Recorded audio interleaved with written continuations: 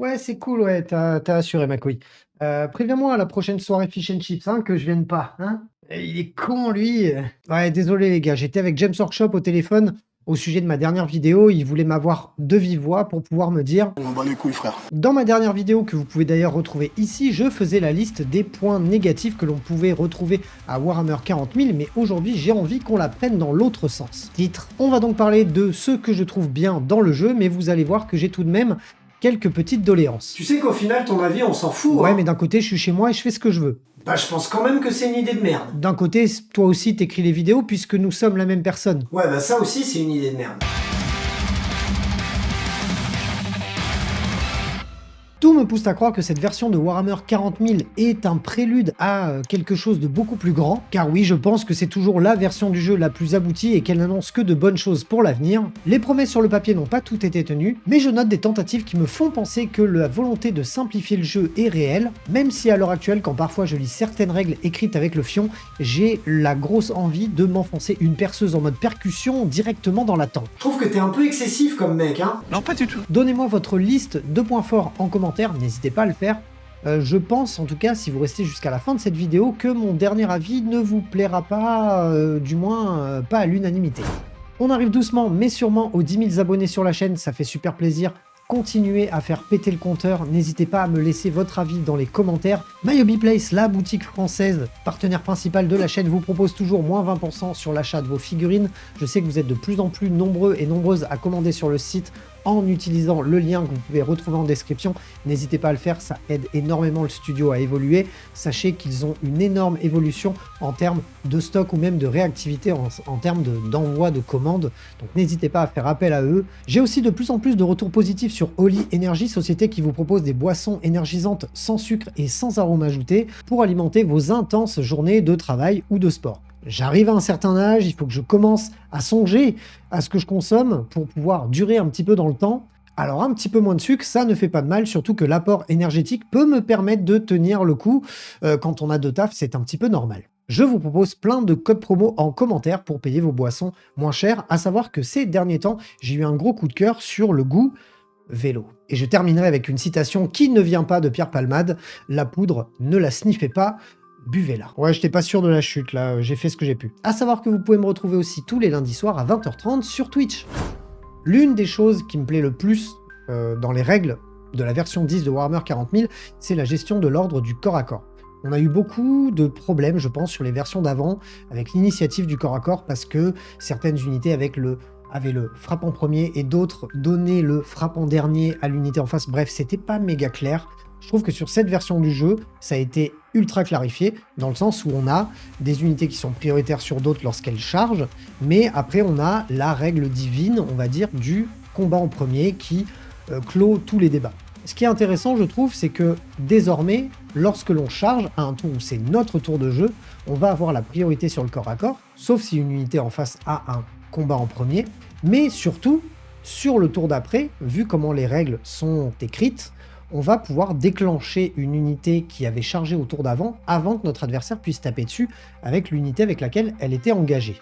Et ça, j'adore, parce que ça demande une réflexion, en tout cas, au niveau de la stratégie, au niveau du placement. On va pas se jeter dans un corps à corps n'importe comment, et je trouve que c'est une très bonne chose. Ce qui donne tout son sens à la règle frappe en premier, qui donne un aspect un petit peu vraiment prioritaire à celui qui a cette règle. Et tant mieux, puisque toutes les armées ne l'ont pas, toutes les unités ne l'ont pas, c'est une règle qui est rare, qui est game changer, et je pense que c'est très très bien que ça se soit fait comme ça. Bien évidemment, je vais modérer mes propos en disant que j'aime beaucoup cette règle. Moi, maintenant, ce que j'aimerais à l'heure actuelle, si on voulait se projeter sur quelque chose de plus réaliste en tout cas, je pense en fait que lorsqu'on fait un combat, les figurines devraient taper simultanément. Et on devrait tout simplement faire le bilan des plus et des moins pour savoir qui gagne le corps à corps. Pour que ça soit un petit peu plus réaliste, parce que moi dans un combat, le mec va pas me taper sans que moi je puisse parer, enfin, on va pas attendre que l'un tape pour taper.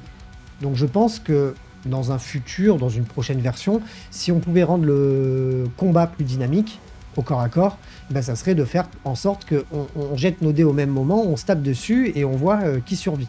Le deuxième point qui me plaît beaucoup à cette version du jeu, j'avais déjà eu des prémices de ça lorsque je jouais en Maelstrom, il me semble en V8, c'est l'enjeu de la partie. L'enjeu de la partie est très très cool dans le sens où On ne peut plus se contenter comme on faisait quand on était gamin, en tout cas moi ce que je faisais quand j'étais gamin, c'est-à-dire jouer des escarmouches, du moins des batailles rangées l'un contre l'autre, on se tape dessus et le dernier qui est vivant il gagne la partie. Là c'est un petit peu plus, on va dire, cérébral, on a une mission, on a des points, des choses à accomplir, on n'a plus cette volonté de vouloir faire une liste qui va écraser la liste en face. Non, le but c'est aussi de marquer des points, donc on va être obligé de faire des choix dans nos listes d'armées, ce qui nous pousse à jouer vraiment de manière beaucoup plus stratégique que comme une bataille rangée à la Braveheart. Moi perso aujourd'hui, ça m'intéresse plus vraiment juste de faire une bataille rangée de lançage de dés avec mon pote. Non, j'ai envie que ça se joue un petit peu plus stratégiquement, et je trouve que les enjeux des parties de Warhammer 40 000 en V10 sont vraiment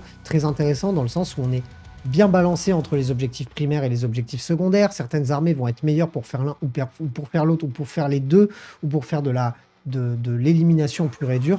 Je trouve que c'est vraiment intéressant cet aspect-là du jeu, et j'espère vraiment qu'ils vont faire évoluer ce format de jeu à l'avenir, et ce qui m'amène aussi à contrebalancer mon avis positif avec un avis, en tout cas une volonté que ça s'améliore.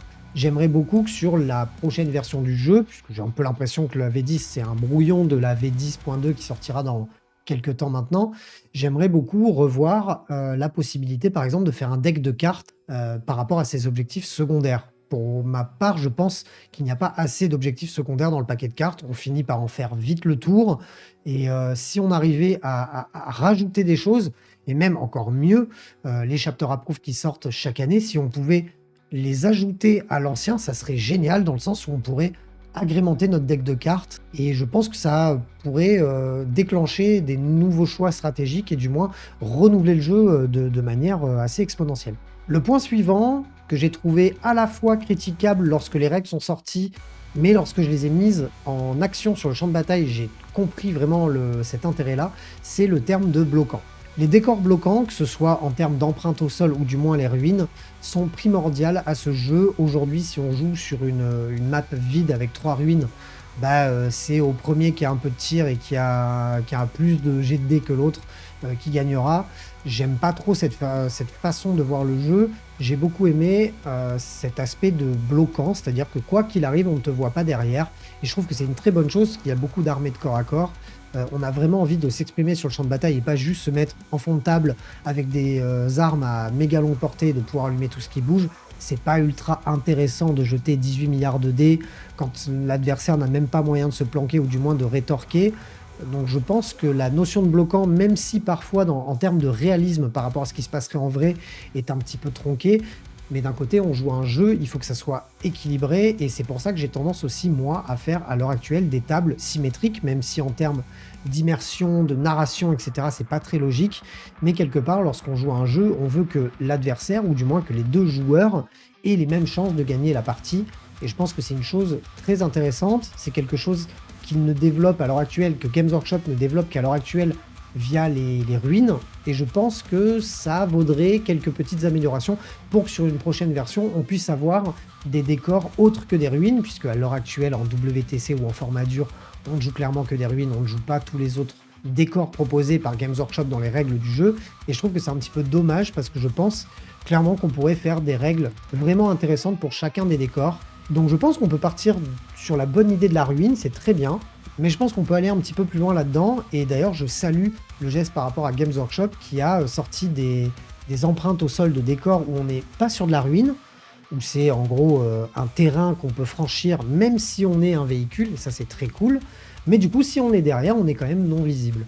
Et moi j'adore jouer ça, et sur les dernières parties que vous avez vues au studio, il y a souvent ce type de décor. J'ai vu qu'en WTC c'était pas du tout utilisé, et c'est très dommage parce qu'en fait ce type de décor permet aux motos, aux dreadnoughts, aux véhicules de s'exprimer un petit peu plus, parce que en fait c'est des décors que l'on peut traverser aisément parce qu'on peut passer à travers, mais lorsqu'on est derrière, on est quand même on ne peut pas nous cibler. Et les dreadnoughts de corps à corps adorent ce type de règles, et moi clairement je continuerai à les mettre dans les rapports de bataille parce que j'adore faire ça. Quatrième et avant-dernier point, l'interaction entre les joueurs. On est sur la version où Games Workshop disent que les décors, que seront le troisième joueur, que le joueur aura beaucoup plus d'interaction, beaucoup plus de réactivité, et je pense qu'on s'en rend compte quand on voit que les tirs en contre-charge peuvent se faire non seulement à la phase de mouvement ou encore à la phase de tir, pas à la phase de charge. Je pense que c'est quelque chose de très bien. On a beaucoup de stratagèmes qui sont en réaction à ce que fait notre adversaire. Ça, c'est quelque chose que j'aime beaucoup. C'est un peu le côté Kems contre Kems. Je trouve qu'ils ont vraiment de plus en plus poussé cet aspect-là, même si je pense qu'ils peuvent encore aller plus loin parce qu'on est encore sur un jeu avec des règles à l'ancienne. Les gros rageux diront que Warhammer 40 000, ça fait 2000 ans que ça devrait être pas au tour par tour, mais activation par activation. Moi, je suis pas vraiment d'accord avec cet avis-là, mais je pense qu'il y a moyen de pousser encore cette interactivité avec le joueur adverse où, en fait, on joue pas entièrement son tour tout seul. C'est-à-dire que à un moment, on va faire un mouvement, bah, l'adversaire va pouvoir faire un mouvement éclair et c'est déjà le cas. Il y a des stratagèmes qui nous permettent de faire des réactions à des mouvements adverses, des réactions à des tirs adverses, ce genre de choses. Et je pense que c'est clairement une très belle piste pour Games Workshop à l'avenir de développer encore plus cet aspect-là de sort, de capacité qu'on va activer au moment où notre adversaire fait quelque chose. Ça multiplie les interactions entre les joueurs, les échanges, et ça c'est très cool. Ça permet de faire un tour où lorsque vous faites votre phase de mouvement, le joueur en face en tournoi va pas aller fumer une clope, quoi. Et le dernier point le plus important, et ce qui selon pour moi donne le plus d'espoir pour l'avenir, mais je pense que vous n'allez pas être tous d'accord avec moi, mais j'ai quand même cette sensation que la chose que Games Workshop a voulu véhiculer dans la sortie de cette V10, c'était la simplification des règles. Vous vous rappelez, hein, plus de relance, plus d'aura, bon bref, on s'est fait ken là-dessus, je suis d'accord, ils n'ont pas du tout respecté ce truc-là. Par contre, je capte clairement leur volonté de vouloir simplifier le jeu. C'est simple, maintenant il y a les stratagèmes de base, qui sont plus nombreux qu'avant, mais ça c'est des stratagèmes de base du jeu que toutes les armées peuvent utiliser, et derrière on a des stratagèmes spécifiques à chaque armée qui répondent au nom de 6 stratagèmes, maximum. Et ça, c'est génial parce que c'est beaucoup plus fluide, c'est beaucoup plus facile à apprendre, c'est beaucoup plus facile à prendre en main et je trouve que c'est une bonne chose. Toutes les règles spéciales sont mises dans les datasheets des unités, ça c'est aussi une très bonne chose, même si certaines devraient avoir le même nom. Il faudra encore un petit peu lisser certaines règles du jeu pour qu'elles puissent convenir à tout le monde, même si on leur donne des noms différents pour que ça colle au fluff.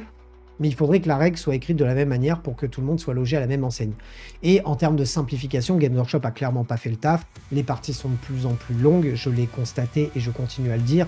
Je vais pas être de mauvaise foi par rapport à ce que j'ai dit avant, mais par contre je capte la volonté de l'éditeur à vouloir fluidifier le jeu, mais ils n'ont pas encore réussi à le faire et je pense vraiment que ça annonce que du bon pour la V10.2 ou la V11, j'en sais rien, je sais pas comment ils l'appelleront, mais je pense que c'est quelque chose qu'ils vont faire évoluer encore, et je pense que la prochaine version du jeu sera encore plus simpliste, mais pas simple, enfin bref, vous m'avez compris, que cette version du jeu-là, que je trouve un petit peu quand même longue sur certaines phases, sans aucune nécessité, c'est un petit peu gratuit, parfois c'est long, on a gagné du temps en termes de création de liste d'armées, on a gagné du temps sur le nombre de stratagèmes, on a gagné du temps sur, il n'y a plus de phase de psychique, pardon.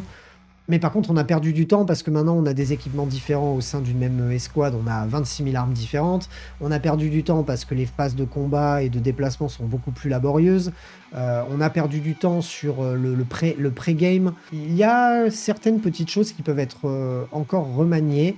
Mais je salue vraiment la volonté de l'éditeur à avoir simplifié le jeu, même s'il n'est pas encore simple. Et je pense qu'il ne le sera jamais. Et tant mieux quelque part parce que ça demande un petit peu d'analyse, c'est pas comme un jeu de loi, donc ça me va, mais je tiens à saluer en tout cas la volonté de vouloir simplifier le jeu, mais je pense qu'effectivement à l'heure actuelle, soit il faudrait supprimer les 2+, soit il faudrait supprimer les relances, enfin il faudrait en tout cas arriver à fluidifier encore plus le jeu et à le simplifier de manière à ce qu'il n'y ait pas 40 dés à jeter à chaque fois. Ça, je trouve que ça devient un petit peu lourd. J'espère que ça vous a plu, on se retrouve très bientôt pour plein d'autres vidéos. D'ici là, prenez soin de vous. Salut les roommates.